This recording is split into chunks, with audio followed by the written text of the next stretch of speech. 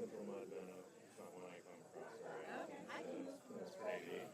I sent it to Bob Gable as well. Part of the Darby. Yeah.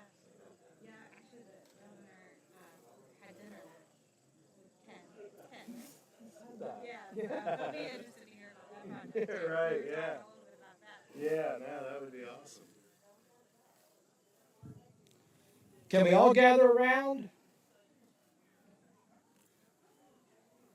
Morning, everybody. Good morning, everyone. Welcome to this H2Ohio project at Rainbow Run and the Rainbow Run Wetland, which is right behind us. Come on, everybody. Come on, everybody. Come on in.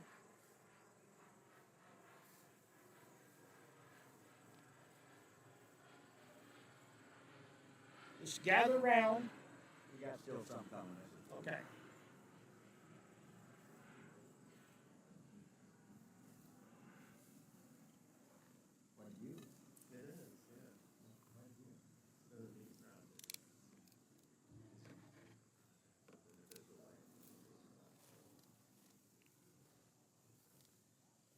Okay. Once again, welcome today to this H2Ohio project. We're very excited to be here. We're calling this the Rainbow Run Wetland, a tributary to the Lower Miami River. And we think this is a great project, and we're very proud today to be able to show you the wetland and acknowledge all the people that had a major part in this coming to be a completed project.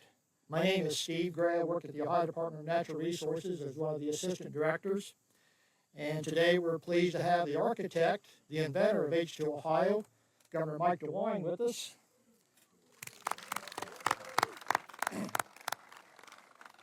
H2Ohio has been a program that allows us to do many good things like this to improve water quality throughout Ohio.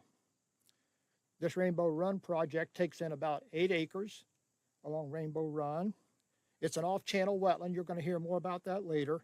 But it basically filters the stream water that comes through Rainbow Run, floods out, percolates down, goes into the tributary. We hope to start improving water quality here all the way down to the main river.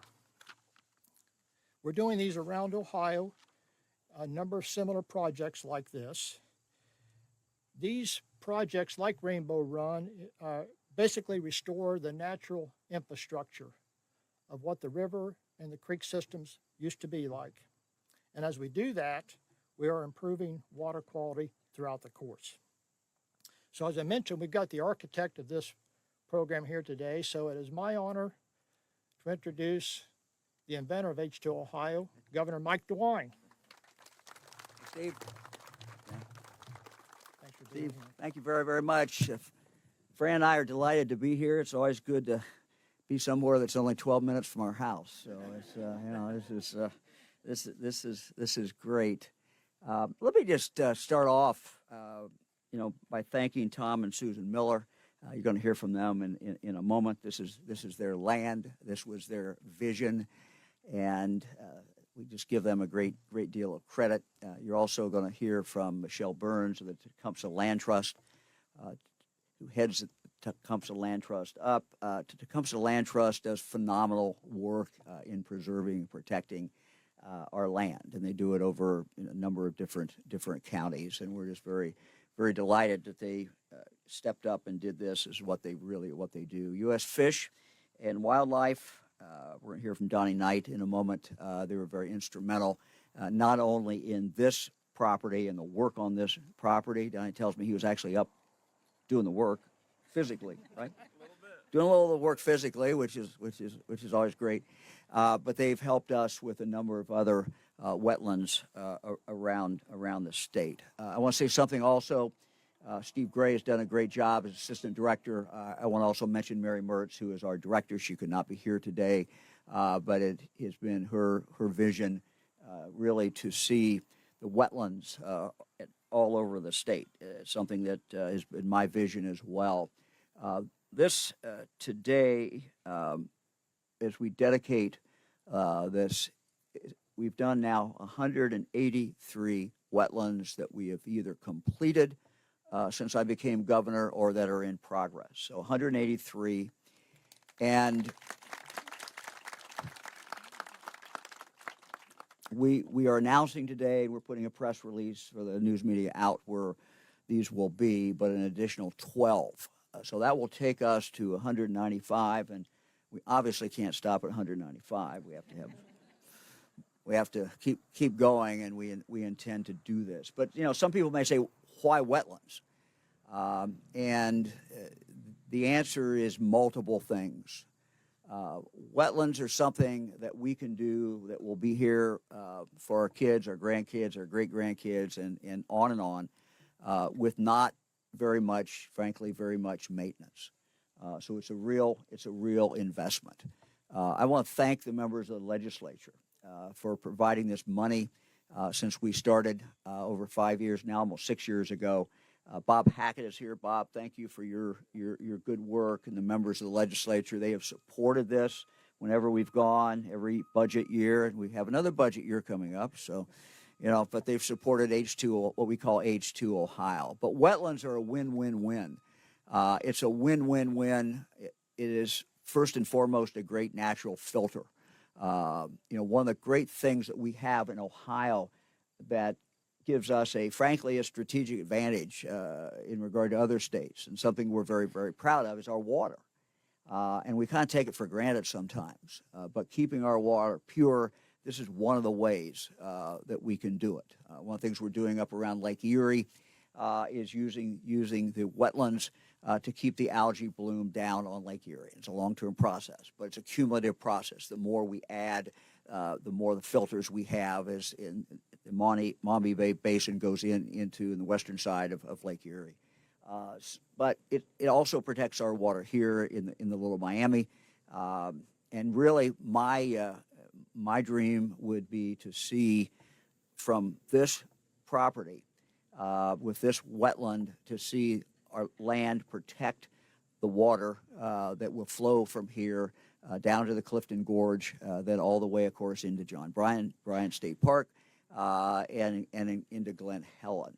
So that's going to take some more work, but it's certainly something that is very, very feasible as we extend this, protect the Rainbow Run all the way into the Little Miami River. So it's something that we think is very, very important.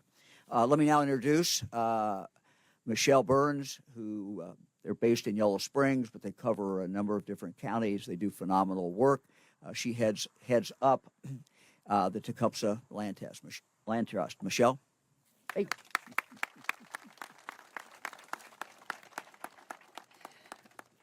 Thank you, Governor, and thank you for having a vision to protect Ohio's abundant water resources. This is such an amazing program because Ohio is blessed with lots and lots of water, and it's important, like the governor said, to protect it forever for future generations. TLT was actually started by a group of concerned citizens who cared about land and water just up the road in Miami Township. We started 34 years ago at protecting land in Clark and Greene counties. So, and we've always been an early adapter. TLT was the first to be recognized in Ohio nationally for the good work that we do. We're one of the oldest land trusts in Ohio, and we were one of the first users of the Clean Ohio programs introduced by Governor Taft, which provides funding for land protection. So when H2Ohio became a statewide program, I knew Tecumseh Land Trust would want to be first, and we were. Thanks to a lot of great partners who you're going to hear from today. So I really want to thank Tom and Susan Miller for being willing to be on our maiden voyage into H2Ohio. And it certainly wasn't without its bumps, bruises, setbacks, and victories, but we made it. And I also want to thank Donnie Knight with the U.S. Fish and Wildlife Service Partners for Fish and Wildlife Program. Donnie's been at this for some time now, and I just really appreciate his guidance, his mentorship on this project. It just wouldn't have been a success without Donnie's leadership. And I think from day one, Donnie said, it's going to look really awful out here until it doesn't. So, and he was right. So with that, I'm going to turn it over to Donnie Knight. Thank you. Thanks, everyone. Yeah, like Michelle said, I work for the U.S. Fish and Wildlife Service. Our program, Partners for Fish and Wildlife program, is solely based in the private lands world. So we spend all of our funds on non-state or federally owned land with willing landowners. So this is a great opportunity for us. H2Ohio has been a tremendous opportunity for us to extend our work into new areas and just be able to do more projects. And these are particularly my favorite, where we have private individual landowners. They come with some scary moments, as Susan can tell you. Her face was not always smiles at the beginning. It was kind of a worried look, but I think now we have smiles, so we did our job. But I'll just talk a little bit about the wetland restoration that we did here.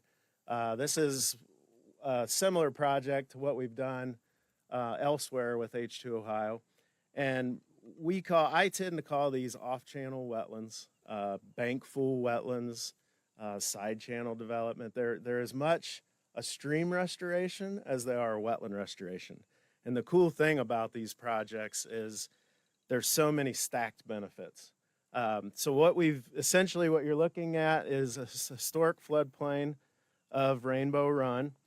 Over time, since the very earliest settlers, as we clear land, develop, do things to open up and homestead different things, that comes at some cost that we've lost topsoil, right?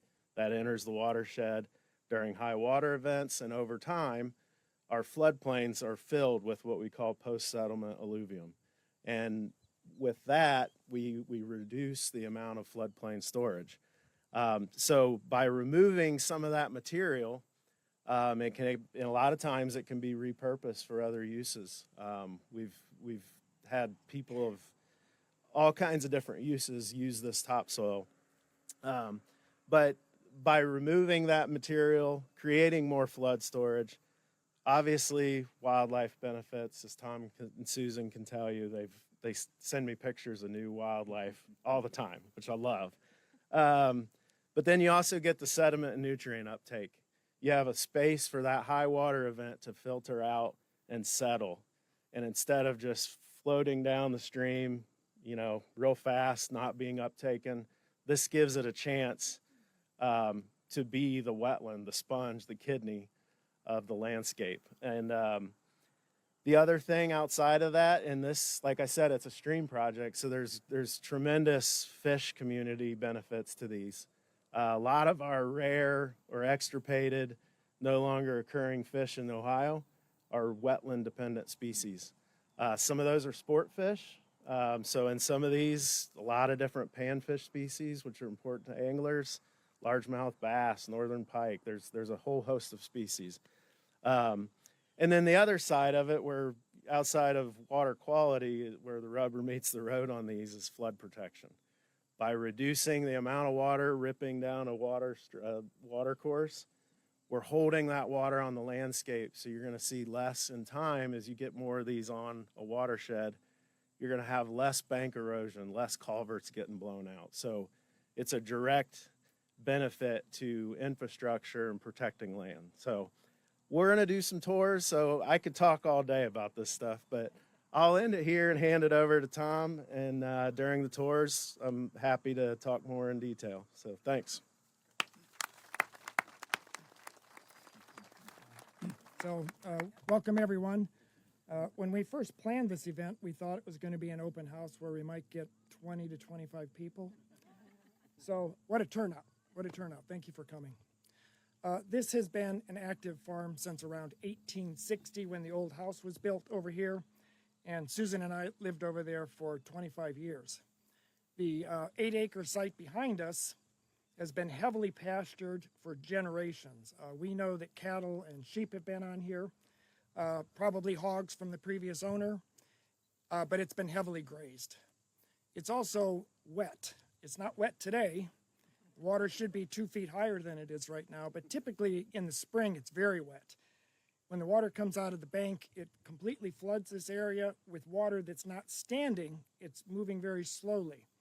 but it can go all the way up into our lower hayfield here. So there's a lot of water, but it dissipates in just a few days. And so what to do with a soggy 9 acres? What to do? Susan likes to say that the most important thing in the world is the world. The most important thing in the world is the world. And she had this initial idea of looking into a conservation effort. And she likes to tell a story of serendipity where 3 things happened. The first thing that happened is that we sold our cattle when we built this 1-story home for our retirement. The second thing that happened is that she was reading Doug Talamay's book, Bringing Nature Home. And in there he discusses the relationship between native host plants and caterpillars, and really the entire food web to include humans. And that relationship has developed over thousands of years right here, right behind us. And that relationship takes a long time to change over long periods of time. Let me give you an example. Those of you who feed birds know what a chickadee is, little black and white jobs. And you'll see them at the feeders, but they don't eat seed primarily. They eat caterpillars. And their babies can only eat caterpillars. They're nice little sausages that are easy to stuff down their throats, so they want caterpillars. And these little jobs, a nesting pair, will haul home between 6,000 and 9,000 caterpillars. Between 6,000 and 9,000 caterpillars just to raise 1 clutch. You think your kids took a lot of time. Those are some busy birds. But no caterpillars, no chickadees. No native host plants for the caterpillars, no caterpillars. So the math is simple. The third thing that happened is that our field mower broke. And so now you know where this story is headed. No cattle, no field mower. Suddenly all of these native plants just emerged. And we had plants like, we had things like sweet flag, blue lobelia, Joe Pye, ironweed, and boneset. We also had common milkweed and rose milkweed, and those are both for the monarch caterpillar. That's that host relationship that we just talked about. We also had jewelweed, monkey face, and more sedges and asters than we'll be able to identify. And you may have noticed that we also have goldenrod. It's in bloom today. It's yellow. See if you can identify some.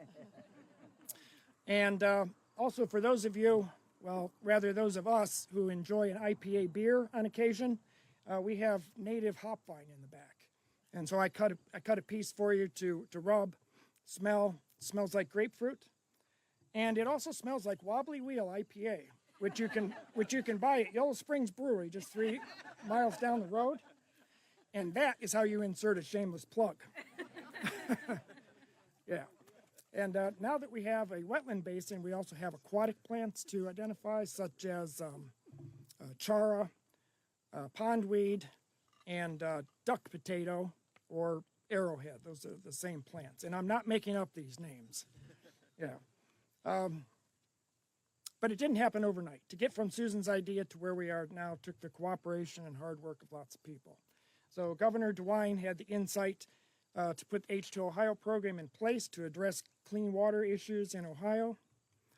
The staff at H2Ohio provide the funding for excavation and restoration of wetlands across the state through an application process. Michelle Burns from Tecumseh Land Trust brought this program to our attention and introduced us to Donnie Knight, who toured this site and said that it's worth the investment and that he would be willing to be the project manager. Pam and Eric Stowe, they're our neighbors to the north over here. Rainbow Run runs along this tree line. Yes, Rainbow Run runs along the tree line. I couldn't pass that up. They're going to be putting in 5 acres in Rainbow Run 2. And All right. yeah. And excavation is going to start over there in a few weeks. We also have Jim and Larry Timmons, Rainbow Run 3, our latest win. They're going to be putting in 11 acres to the site for a total of 25.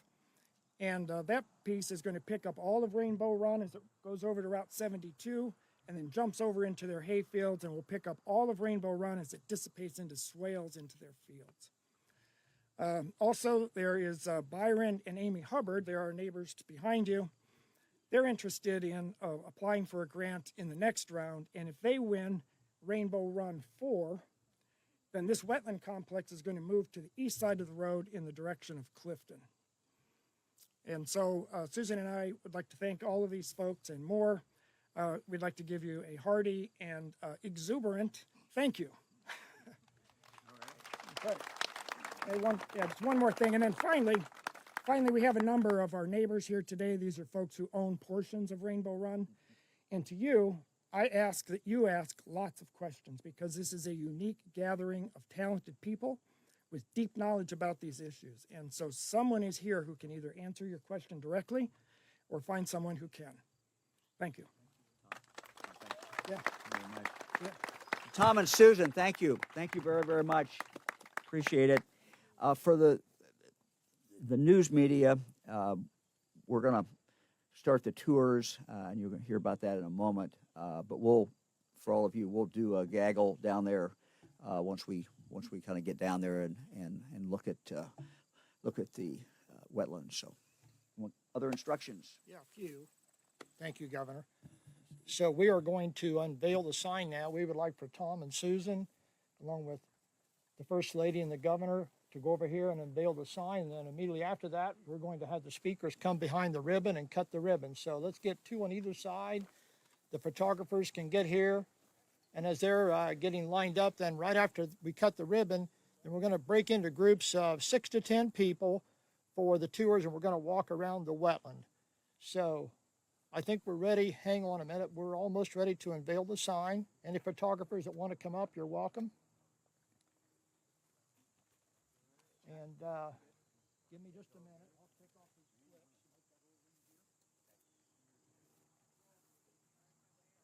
We'll do it on a count of 3. Ready? All right, look over here. Here we go. 1, 2, 3, go. Yay!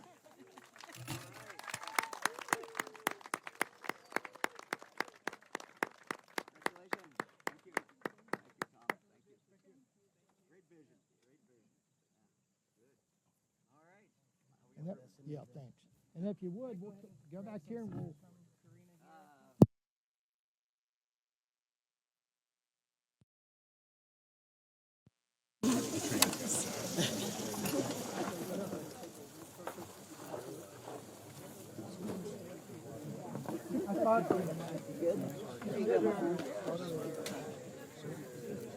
Are you guys going to be on your knees? Because I can't see if you stay there. Yes. Okay. Can you see over me right now? I can, yeah. Yeah. What do you need, Matt? I just wanted to know whether or not to move.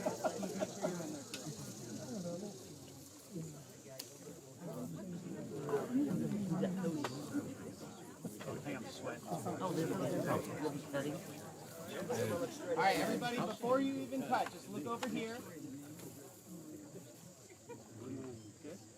All right, on the count of 3, we're going to start cutting. Ready? 1, 2, 3.